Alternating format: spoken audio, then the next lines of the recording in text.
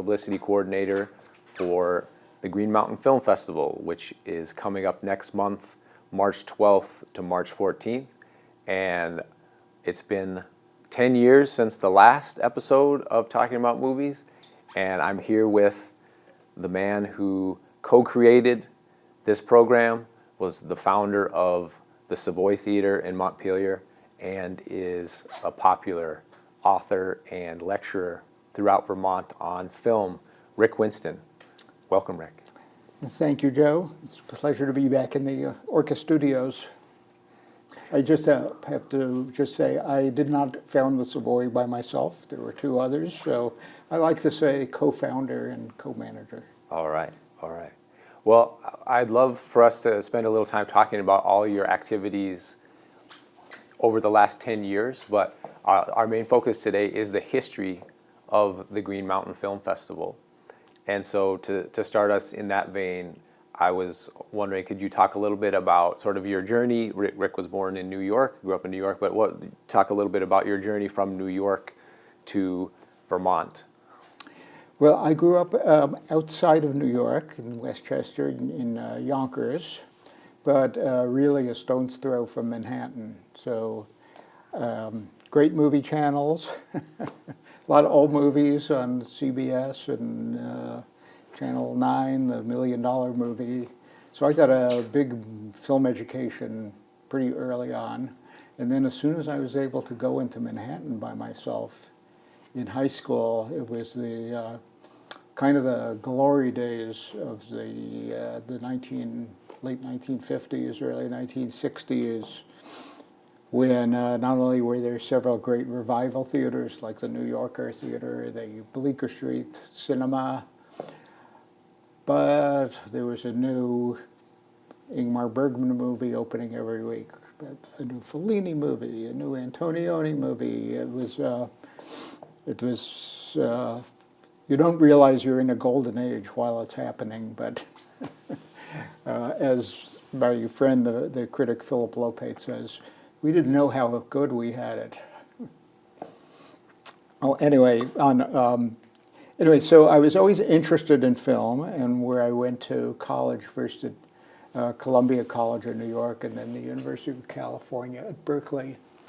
There were always films to see. There were film societies. I didn't think there was any place better than New York City for films until I got to Berkeley and found that there were like 10 film societies on campus, each with a specialty. Movies from the 30s, only French movies, so you could really go to the movies any night you wanted and avoid doing as much class assignments as you wanted. Right.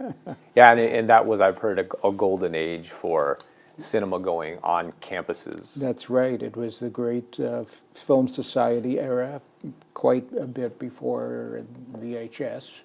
So this was the only way to see old movies, was on these. If you were lucky, it was a good 16 millimeter print. So I was an English major. There were only a few places in the United States back then where you could be an actual film studies major. You could just count them on one hand. And when I moved to Vermont in the fall of 1970, I had met the person who was the kind of the one-man film department at Goddard College. His name was Walter Ungerer, just died last year. And he thought he had a job as his assistant in the Goddard film program. And I had no idea what I was going to do next.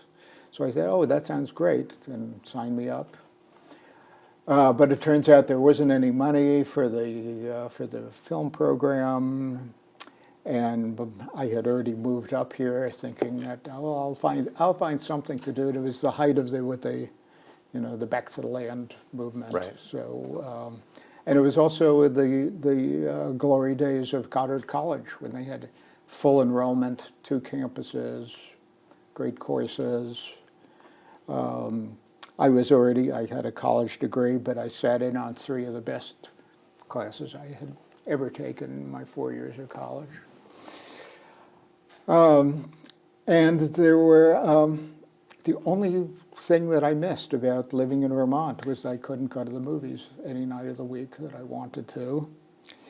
And it was one of these very fateful things that happen that kind of make your life go in one direction or another. I had a friend in New York who I had, the last trip I was down in New York, I took her to see 2001. And she knew that I loved Stanley Kubrick. And I had told her that Stanley Kubrick went to high school where my father taught in the Bronx. So she got me, for my birthday, she got me a book called Stanley Kubrick Directs by Alexander Walker, a British film critic who is a Kubrick expert. And I started thinking, oh, I'd love to see Dr. Strangelove. I'd love to see Paths of Glory again. I'd love to see The Killing again. How am I going to see these movies again? Well, maybe if I show them, that's the way I'll get to see them again. And the very next day I went to the Vermont Arts Council, which is basically in its infancy. And I said, I got this idea, what do I do? And thank you to Ellen McCullough Lovell, who is still around Montpelier. She said, well, you'll have to do this, and you'll do this, and we'll be your sponsoring agent to get access to the Pavilion Auditorium. And before I knew it, I had a film society. So did that for 8 years. And that was the Lightning Ridge Film The Society? Lightning Ridge Film Society, and there's still people around Montpelier and Plainfield who remember it fondly.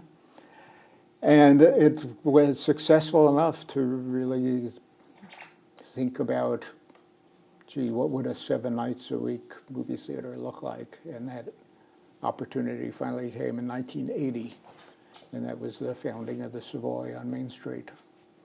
And the Savoy in the teens or 20s was a functioning theater. You sort of found out later, right? It was funny. It was one of these things. The landlord of the building had, who was selling it, Ernest Masuko. He said, because I was going in on this venture with my brother John Winston, and Mr. Masuka says, so what are you boys going to do with this that space next door? And we were thinking of maybe a movie theater. And he said, you know, my I forget whether it was his great uncle or his grandfather. Yeah, there used to be a movie theater in there, back in the Nickelodeon days. And sure enough, we hit some of the old microfiche of the Times Argus, and there it was. First it was the Masuko Moving Picture Theater in 1908 to 1910. And then it was the Savoy Theater, spelled R-E. And it was called the Savoy because Mr. Masuko and all his antecedents were from the Savoie region of Italy. And my brother and I were looking for a name for the theater, and we said, look no further, that's it. Yeah. And of course, the Savoy has a great theatrical lineage, being the place where Gilbert and Sullivan put on their musical shows. So then, how did the festival sort of come about and build off of what you were doing at the Savoy? Yeah, well, the festival started after a bit of a false start in 97. It was organized by Chris Wood, who at that time was a projectionist at the Savoy and a community organizer of the First Order. And Chris would have this yellow legal pad with to-dos, across it. He was, still is the most, just about the most organized organizer I've ever met. So Chris and my partner at the theater, Gary Ireland, and my wife, Andrea Sirota, who is at that time managing the video store downstairs video. And the four of us, with some other help, put on the first Green Mountain Film Festival in 1999. And I still remember it, quite vividly. The filmmakers who came up, like the documentary filmmakers John Cohn and Judith Halpern, and it was just a great success from the get-go. And now all these years later, we're celebrating the 25th edition of the festival. Yeah, there have been some years when it didn't happen, and of course, the pandemic really hit the second week of March in 2020, and the festival was slated to go on the week after that. And of course, they had to cancel the festival. That was a really big blow. I remember because I was going to be showing one of my favorite films, A Taste of Honey, and talking about it. And that did not happen. Of course, it didn't happen in 2021 either. So somebody, maybe Paivon did this. She counted up, and sure enough, with those gaps, that this was the 25th year. So going back to the first edition, do you recall highlights in terms of films or events? Well, we had a visiting filmmaker named David Riker. One of, you could call it an important job at the Savoy, but we had a subscription to Variety, a weekly Variety. And Variety is well known for reviewing every movie that comes out. At every festival, they had all their stringers going to either San Sebastian or Karlovy Vary in Czechoslovakia. And these reviews in Variety, they come out and you say, oh, now let me tear that one out. I've got to watch out for this movie. Let's hope it gets a U.S. distributor, which is not always the case with these foreign festivals. And there was a review of an independent American movie by a first-time filmmaker named David Riker. And the movie was called La Ciudad, the city. And it was four separate, short stories, all dealing with Central American or Mexican immigrants to Manhattan. And it was done in black and white in a real neo-realist style. It was, when we finally we booked it sight unseen. We got in touch with David Riker, who said he was really happy to come up. And by the way, I have some friends in Middlesex who have been trying to get me to, so he had a place to stay. And we just had 2, maybe 3 showings of this magnificent film, and he was so pleased at the turnout. On the other end of the scale, Judith Halpern did a wonderful documentary called A Healthy Baby Girl, and it dealt with the fact that her mother was one of the women in the 50s who took DES, the hormone. She took that during pregnancy to avoid miscarriage, and it later proved to cause all kinds of birth defects. So it was a very personal film, and she examined her own family in the context of this bigger, awful story. So one of the things we did at that first festival, which kind of set the template for the festivals each year, was, okay, we're showing this movie. What organizations in Central Vermont might be interested in either co-sponsoring this movie, getting the word out. And for this movie, A Healthy Baby Girl, the Vermont Commission on Women, we got like 5 or 6 groups to help us put the word out. Judith Halpern came up herself, and only 20 people showed up in the 200-seat Pavilion Auditorium. And this is a story we tell often because Andrea and I went up to, my wife's Andrea Sirota, we went up to Judith afterwards. We were so apologetic. We did all this work, and Judith said, if 20 people show up, they're the right 20 people. They're the 20 people who should see this film. And we've kind of adopted that as our mantra to avoid disappointment. Well, and unfortunately today sometimes it's a little harder to get those right 20 people to show up with so many options, other options that people have for entertainment. And I just realized her name is not Judith Halpern, it's Judith Helfand. All right. So I'll get that record straight.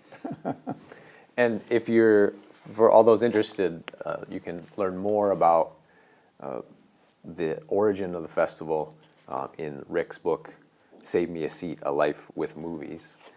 And so I'm also wondering, Rick, you mentioned all the different festivals where Variety would send their reporters to review films, but were there specific festivals that were sort of an inspiration for the Green Mountain Film Festival, or that you modeled it on? Yes, there were a few festivals that we ourselves went to, and we said, we don't want to do that. But that's a good idea, One festival that we really like to go to is still happening, Waterville, Maine. Our friend Ken Eisen and his crew over there put on the Maine International Film Festival. Got some very good ideas of what to show from Ken and how they arranged their schedule. A few years, a bunch of us went over to the Lake Placid Film Festival, which they called it the Lake Placid Film Forum because a lot of it was discussion with critics and actors. And one of the people who helped put that on was the novelist Russell Banks. And we went to a few panels that he moderated that were he did just such an impressive job of weaving the themes that he wanted his various panelists to talk about. The last year we went to the Lake Placid Film Festival. They were showing the restored version of Visconti's The Leopard, which Martin Scorsese had a big hand in restoring that print. Scorsese himself came up and with an entourage, and the next thing we knew, the festival was having serious financial problems because they had, spent all this money, and so it may exist in some form. I don't know. Then, of course, every year we went up to the Toronto World Festival. That was over 10 days. And 7 possible venues starting at 9 in the morning. So that was, and my job, which I loved, was working out the grid of, okay, we can't see that one because it doesn't have subtitles.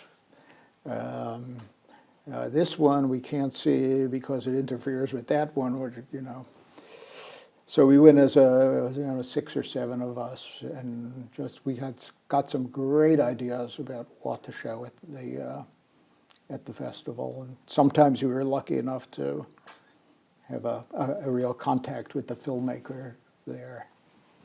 And so in the early years of the festival, it was 7 days, right? And then it expanded to 10 days. At a certain point, we said, "Oh, this is successful enough. If we add another weekend, then, you know, the weekend is the busy time. So I think in 2002, maybe, we did 10 days for the first time.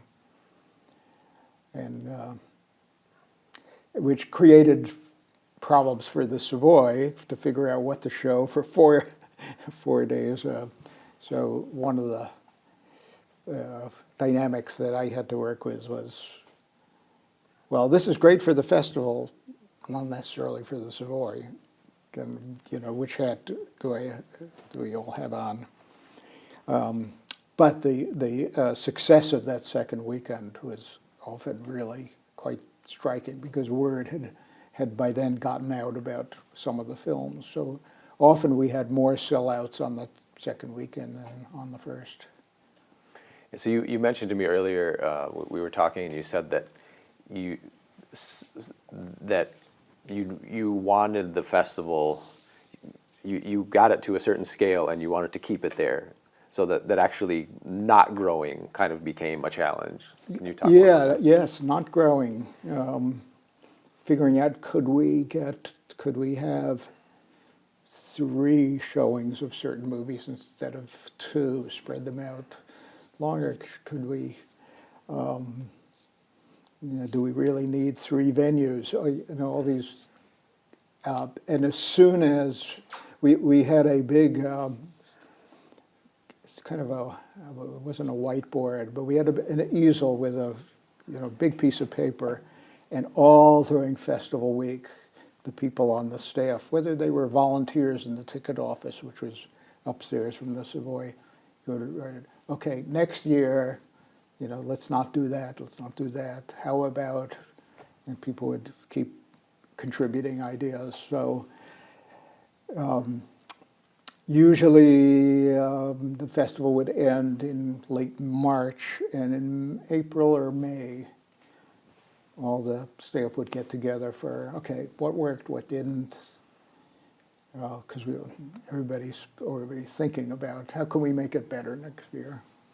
And so I think you mentioned some of your collaborators on the festival, but were there other key people to help in those years? Yes, we developed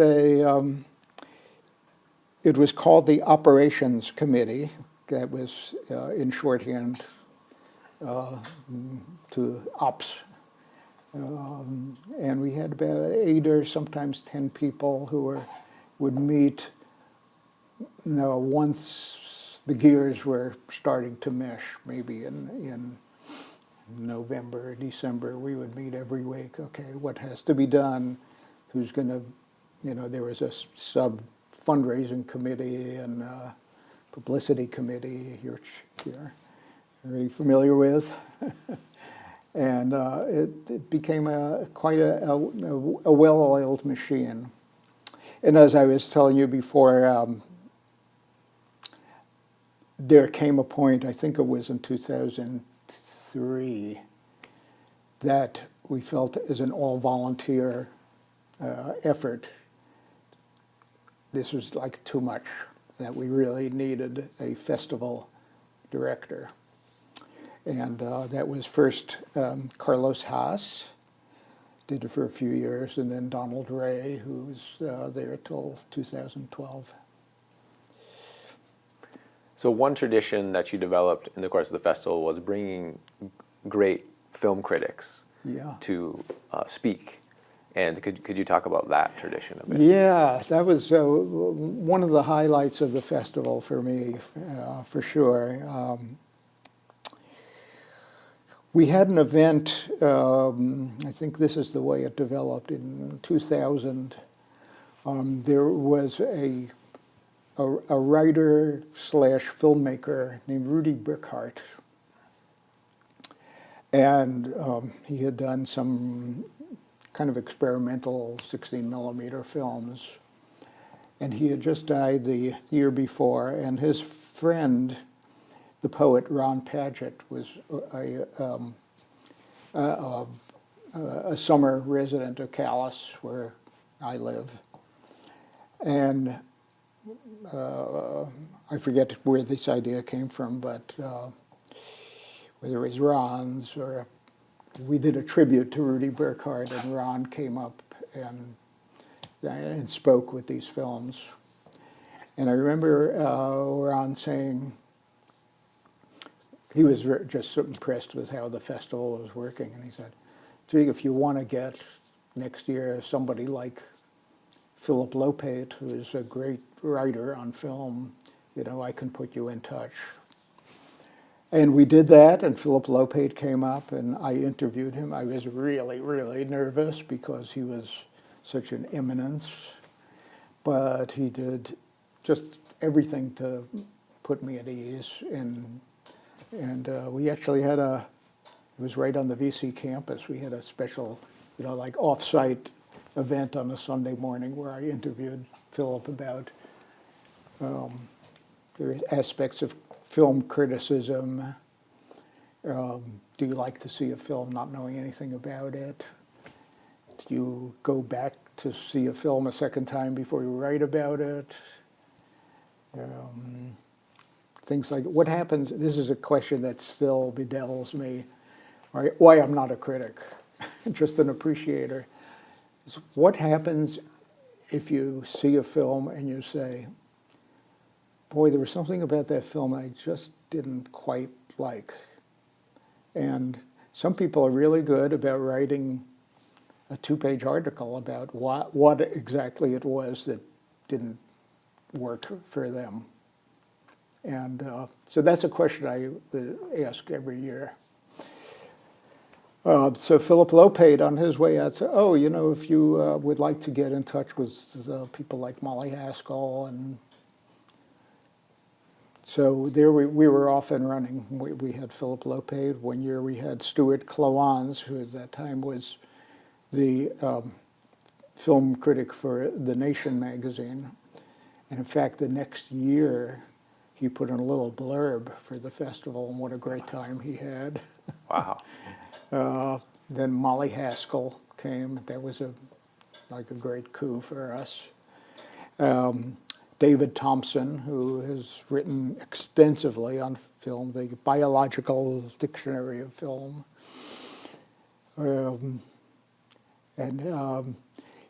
Kenneth Turan, was that one? Kenny Turan. Please call me Kenny. That was the first thing he said. And we just had a great interview. That was at the basement of that little space of the Unitarian Church. That we had a very good crowd for because he was a known quantity. He was still doing weekly capsule reviews for NPR. And what were some other films that sort of defined the festival in the aughts? Yeah, there are so many, and one thing that was especially gratifying to us was finding documentaries especially, sometimes features, but documentaries that would lend themselves to panel discussions.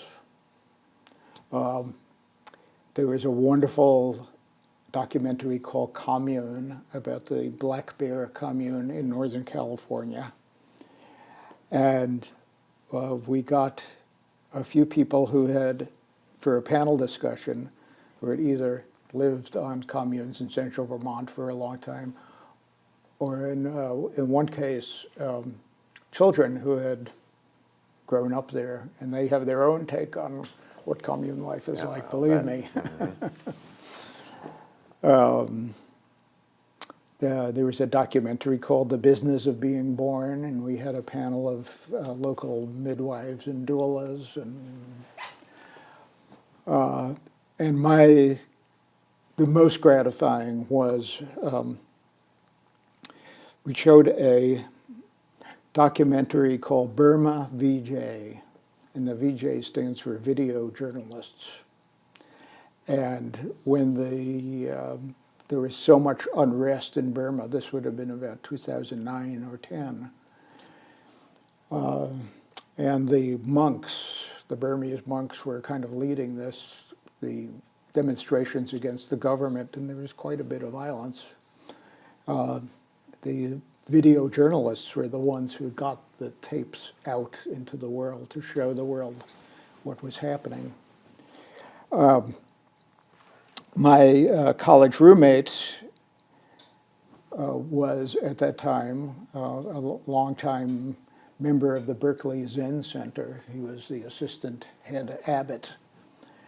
And he was very connected in the Burmese refugee community.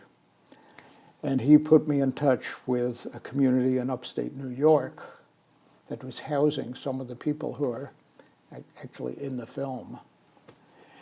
And so we had, for the showing of Burma VJ, 3 monks, who came in their saffron robes. And there was a translator from the Burmese community in Burlington who worked for the refugee resettlement organization over there. Full house in City Hall in the Lost Nation space. And I was seeing these monks enter, it's a night that nobody will ever forget. I'm a big fan of Michael Haneke's films, and specifically Code Unknown. And so I learned from you recently that Code Unknown was an important film in the festival, right? Yes, Code Unknown, which starred Juliette Binoche. I think people had not heard of the film, but they sure had heard of Juliette Binoche. And up until that time, you just came to the box office and got your ticket to the festival. And so this would have been the early 2000s, Yeah, right? this would have been probably 2002. And I vividly remember, the line down the block for Code Unknown, and we were going to have to turn people away. And one unhappy, I wouldn't say disgruntled, but unhappy guy said, you really should have advance tickets. And we said, I agree completely.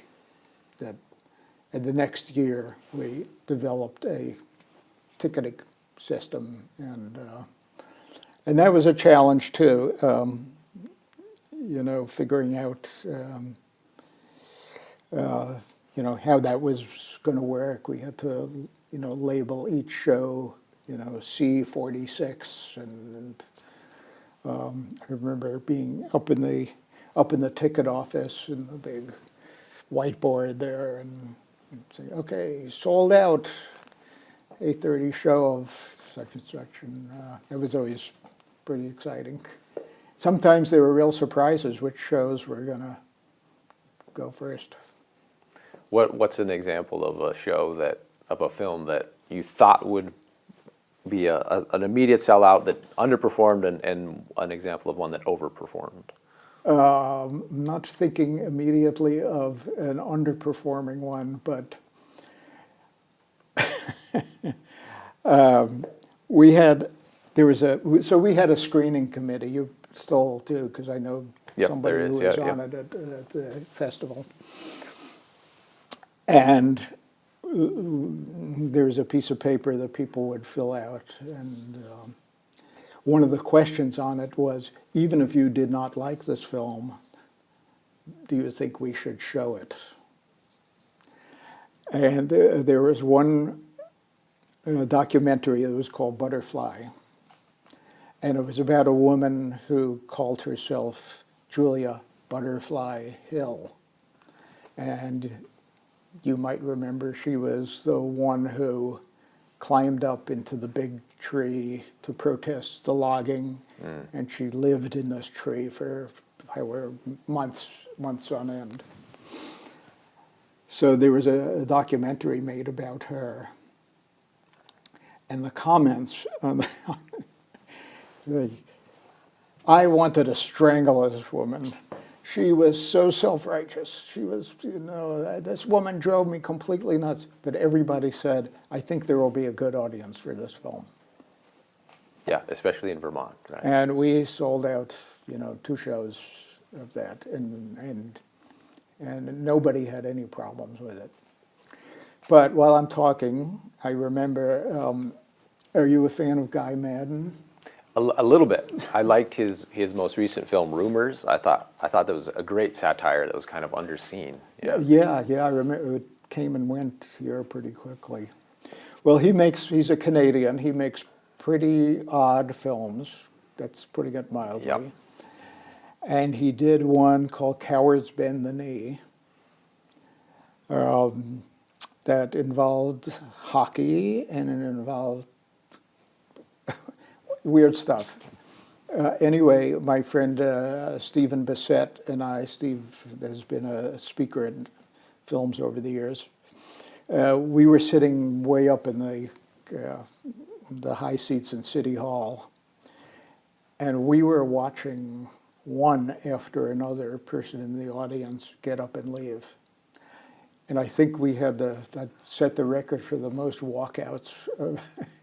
And the two of us were just sitting there laughing and laughing and laughing. And yeah, I think that's, come to think of it, it's really the job of a festival to show films you wouldn't ordinarily have seen, you may not like, but it shows you yet another facet of what one can do with the film. Yeah, and in your book, you write about how the festival allowed you to take on kind of riskier films that you didn't feel would play for a whole week or two at the Savoy. Right? Yes, actually, and the best example of that is a wonderful Norwegian film called Kitchen Stories. That involves a bit of the Norwegians making fun of the Swedes. The Swedish, he's a time and motion expert, and he comes to Norway to figure out how Norwegian bachelor farmers spend their time in their houses, and especially in their kitchens. Very tongue-in-cheek, very dry, so funny, and ultimately so poignant. And a classic example of a movie that if we had shown it as a single feature during the year, we've been lucky if 100 people came over the course of a week. But at a festival, 100 people came for one showing, and then again the next day for another showing. And, that means big success. Yeah, yeah. And I guess this is a good time to mention that the ticketing is now online for the film festival, gmff.org, and those tickets should go on sale in late February. Good opportunity to get that plug in. Yeah, My wife Andrea, who was the coordinator of the ticket office, proudly an analog person. She resisted computerizing the ticket sales, and actually, as soon as she decided that she was going to step back, the first thing that happened the next year was computerized ticket sales. Of course, a lot of kinks to work out there. Sure. And was it a telephone box office situation? Yeah. Yeah. Yeah, that's a lot of work that goes into So it reminds me of one very funny, nerve-wracking event at the festival. It might have been the last year. I was involved in it in 2012. There's a movie, once again, read the review of Variety. It was called The Visitor with Richard Jenkins. Oh, yeah, wonderful film. Yeah. Wonderful film, written and directed by Tom McCarthy. So moving, a story about a Syrian immigrant in New York. Read a review in Variety. It was being distributed by a brand new distributor called Overture. Don't think they're around anymore. Managed to get in touch with them, managed to book the film. The standard rider that you can only show it twice because it's going to have a theatrical opening shortly after the festival. Okay, that's fine. And we book it for a Saturday and a Sunday. And we had a very intricate schedule for, okay, a movie comes in, we have to preview it to make sure it's in the right order. And, you know, this was, I would say this is still in the projection days before Yeah, they... that's probably pretty soon. Yeah, It was around yes. 2013 that Yes, the transition is made to digital, we right? We were showing certain films that could only be shown digitally. But at the Savoy, it was all projection. And we like to have, you know, a day in advance to, you know, put the film together and show it and make sure the subtitles are not in Spanish and things like that. And we were waiting and waiting and waiting for word from Overture when the visitor was going to arrive. The big cans of film, right? Cans of film. And it turned out that they arrived on Friday afternoon, which was fine, but they were locked. The cans were locked. And I called them and I said, what's going on? And they said, oh, well, the guy is going to come on Saturday to unlock the movie for you. And it turned out they were so freaked out about the thought of piracy that, you know, the film could only be unlocked an hour before showtime. And this guy came over from Plattsburgh to unlock it, and he was a retired, I think, a security guard. And he said, well, they, you know, part of my job is, they told me, I have to collect everybody's cell phone when they come into the theater. We could not believe our ears. Just imagine what chaos that was going to cause. And we had a wonderful volunteer who is there every year for Andrea Stander, and she came up with a system, like on the spot, you know, how to tag everybody's cell phones, and finally we talked this guy down. Said, really, you know, and the other thing is that he had to every 20 minutes walk up and down the aisle with because of glasses that you can see in the dark. Oh. To make sure nobody was, you know. Anyway, we jollied him up and kind of won him over and said, this is not the kind of place where this is going to happen. Pirates are going to, yeah. By the next day, he was kind of a little sorry to leave. But that was a big... Whew. Yeah, that's the charm of a small city film festival. Yeah. Well, Rick, you've been up to a lot since 2016, when this program last aired. Do you want to talk about some of your activities, some of the highlights? Yeah. Around 2008 or 2009, I became involved with the Montpelier Senior Activity Center. And ever since then, I've been doing film classes, in-person film classes through the Senior Center. Take a theme and do 8 films per semester. This winter, it's been actors and directors who collaborate a lot. And around that time also in about 2010, I got involved with the Osher Lifelong Learning Center, sometimes known as OLLI, doing films for them. One of the first things that happened after Andrea and I sold the theater to Terry Yauk in 2010 was the Vermont Reads book. That year was To Kill a Mockingbird. And people on the Humanities Council suggested to Terry that since the theater was right there in Montpelier where the Humanities Council was, that we have a showing of To Kill a Mockingbird, and they asked me to do an introduction and lead a discussion.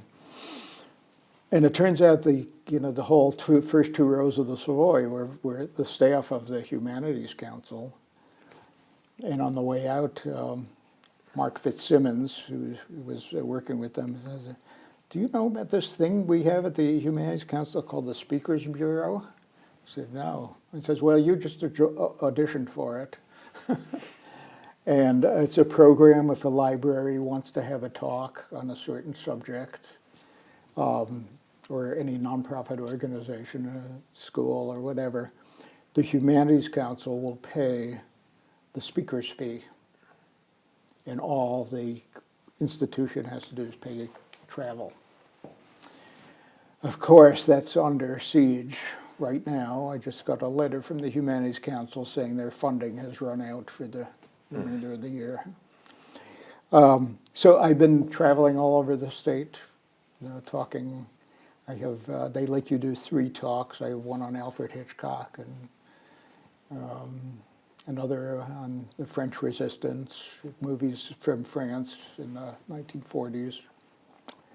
And then when the pandemic hit, I started doing an online Zoom film class that is still going, pandemic or no pandemic, and that I really, really enjoy doing. It's a lot of work, but a lot of gratification. Yeah, I had some similar experiences when the pandemic hit, and I had resisted online. I was a college professor for a number of years, and there was a big push to get classes online as much as possible, which I sort of resisted. But when the pandemic hit, Zoom actually had this kind of unexpected benefit of keeping people connected. And I learned from some of so I taught for, and I still teach for an adult education program. So it's a lot of retirees. Yeah. And I heard from them that some things they liked about it was it's in some ways more accessible. You're not worried about where you're sitting in a classroom if you can hear the speaker. So although obviously Zoom sort of shrinks the classroom experience in a lot of ways, there are ways that there are benefits to it. Yes, and it was a steep learning curve for me to be comfortable with, all those little bells and whistles. Yeah, the little boxes. And I notice when there's a Q&A at the end of one of my Zoom classes, there are people who just do not want to be on camera. That in a classroom setting they might be eager to participate, but not necessarily this way. But once I got over my Zoom phobia, it's been really good. So in the work for the film festival, running the Savoy, and in your other activities, can you, and as you kind of alluded to, these are challenging times, but what are there lessons you can sort of draw for the rest of us about both the challenges and the rewards of sort of building and sustaining intellectual and cultural community? Well, absolutely. I think, for one thing, there's something that just cannot be duplicated about the experience of being in a dark room with a lot of other people. Andrew Sarris has said, the wonderful thing about movies is that it belongs to all of us together and to each one individually.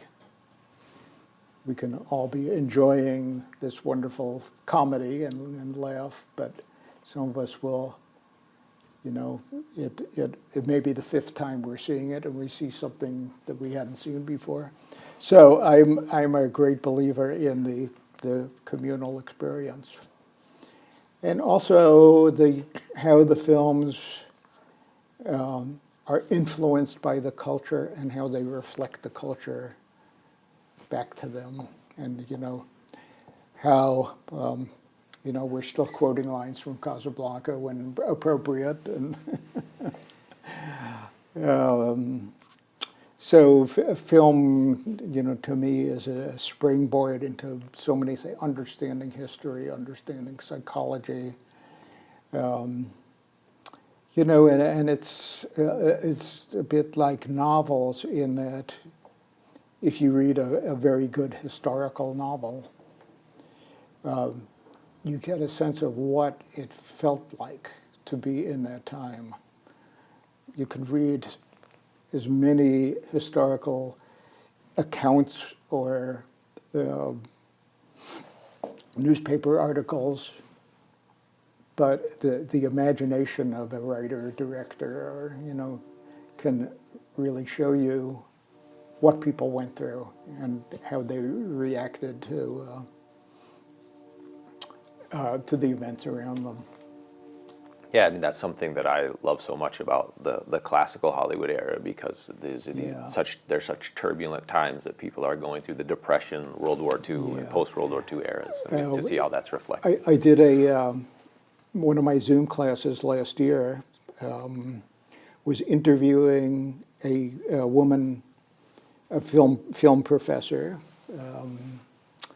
who had just written a book about the making of The Best Years of Our Lives, one of the great Hollywood movies I agree. from the post-war era, dealing with the trauma of veterans returning from World War II, and they can't adjust to civilian life.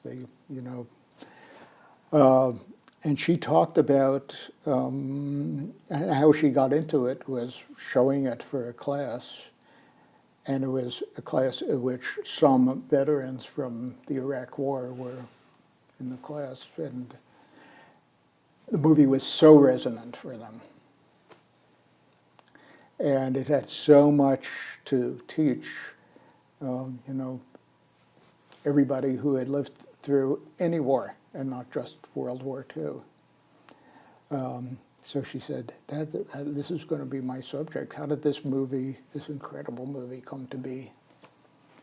Yeah, one thing I love about that film is that it's almost the whole first hour is about the three main characters, and almost the whole first hour of the film is about their first day returning home. Yeah. So the courage of the filmmakers to say we want to show this unfold, kind of blow by blow, with their nerves, these guys are joking with each other, they're reuniting, so the whole range of human emotions is there, but it has this almost it's a kind of a docudrama. There's almost a documentary like quality to a lot of the film. Yeah.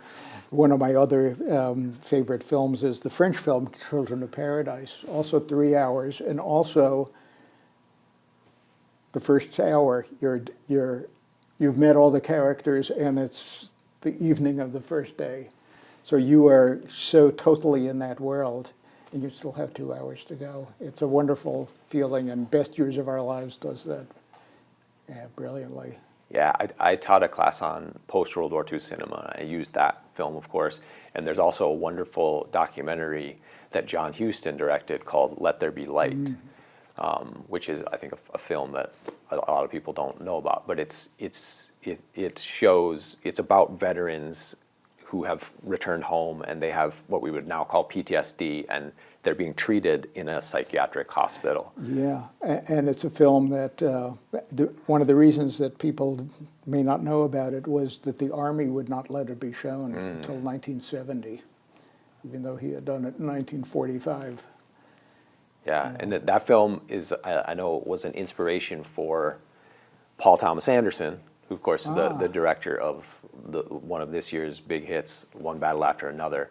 Paul Thomas Anderson, one of my other favorite films of his is called The Master, which is about a returning World War II veteran. Yes. And so, actually, if you get the Blu-ray edition of The Master, it has Let There Be Light on it, because it was a film that inspired. Yeah, I'm sure that Joaquin characterization. Phoenix saw that movie in preparation. Yes, yes. Yes, an awful lot we can learn from these films. Yeah, yeah. Rick, have you seen any recent films that you're a fan of?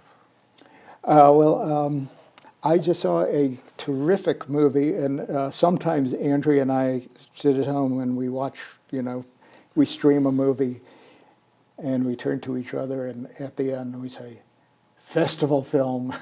We have a flashback to our days trying to program the festival. There's a movie that, people will come to because, oh, that sounds interesting.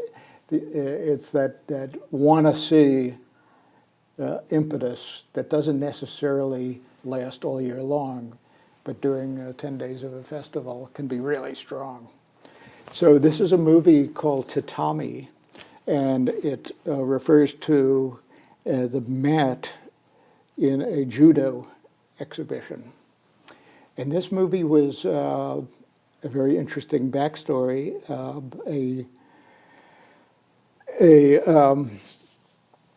An Israeli man who co-directed with an Iranian woman, who also has, the woman also has one of the two leads in the film. And it involves the Iranian women's judo team going to an international competition in Tbilisi, Georgia.